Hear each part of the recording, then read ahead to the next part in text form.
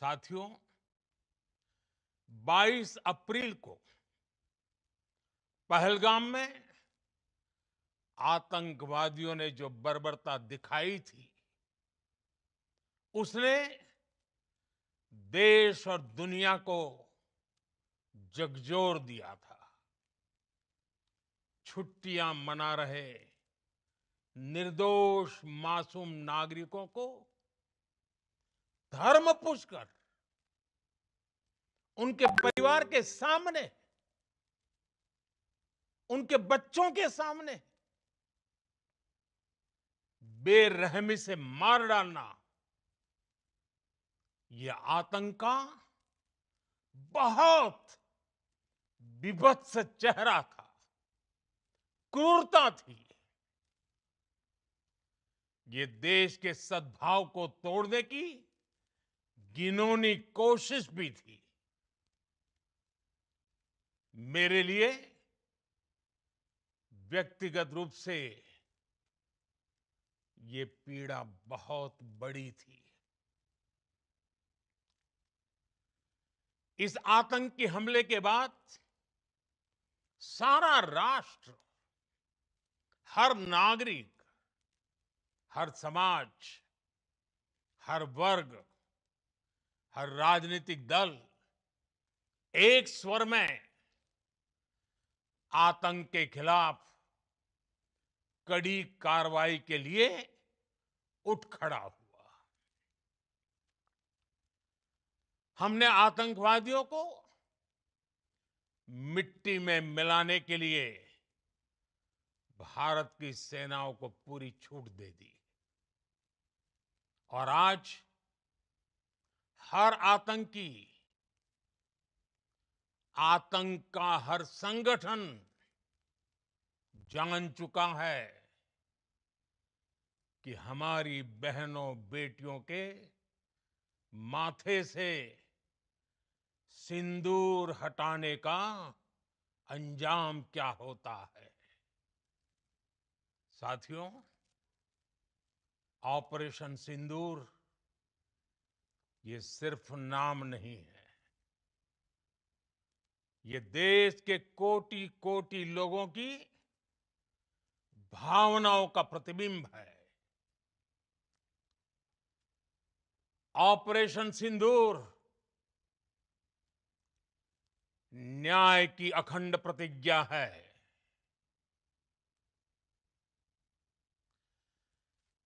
6 मई की देर रात, 7 मई की सुबह पूरी दुनिया ने इस प्रतिज्ञा को परिणाम में बदलते देखा है। भारत की सेनाओं ने पाकिस्तान में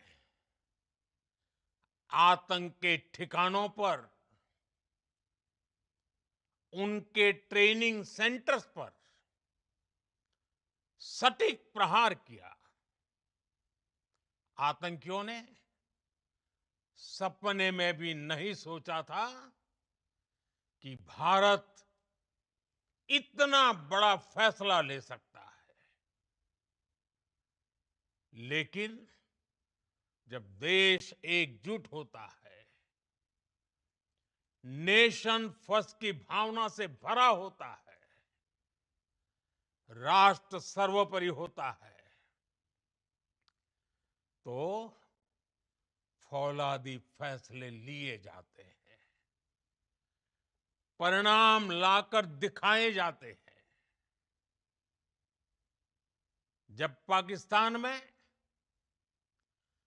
आतंक के अड्डों पर भारत की मिसाइलों ने हमला बोला, भारत के ड्रोन्स ने हमला बोला, तो आतंकी संगठनों की इमारतें नहीं, बल्कि उनका हौसला भी थर्रा गया। बहावलपुर और मुरिद के जैसे आतंकी ठिकाने एक प्रकार से ग्लोबल टेररिज्म की यूनिवर्सिटीज रही है। दुनिया में कहीं पर भी जो बड़े आतंकी हमले हुए हैं, चाहे 9/11 हो,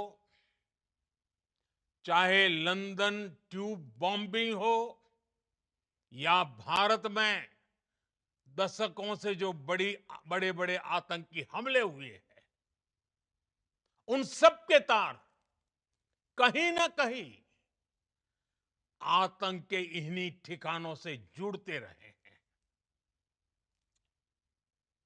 आतंकियों ने हमारी बहनों का सिंदूर उजाड़ा था, इसलिए भारत ने आतंक के ये हेडक्वार्टर्स उजाड़ दिए। भारत के इन हमलों में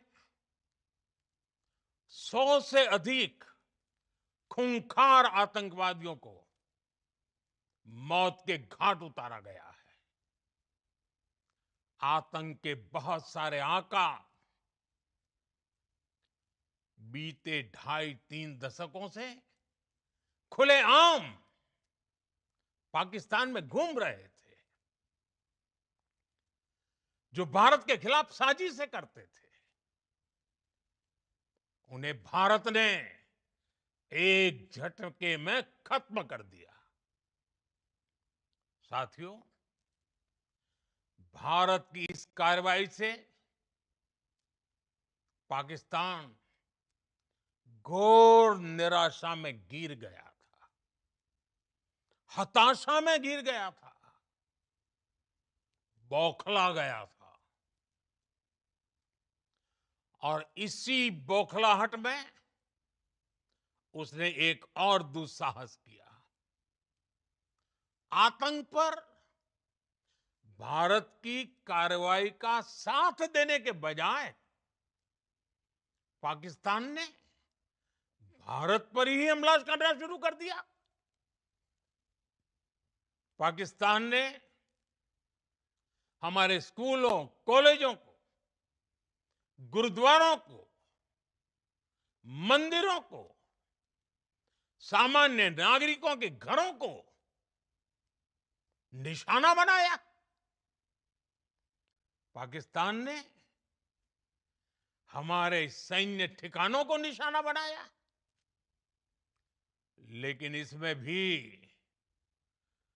पाकिस्तान खुद बेनकाब हो गया।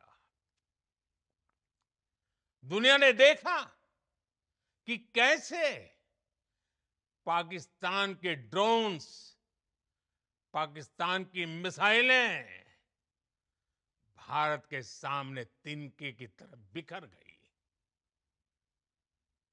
भारत के सशक्त एयर डिफेंस सिस्टम ने उन्हें आसमान में ही नष्ट कर दिया। पाकिस्तान की तैयारी सीमा पर वार की थी, लेकिन भारत ने पाकिस्तान के सीने पर वार कर दिया। भारत के ड्रोन्स,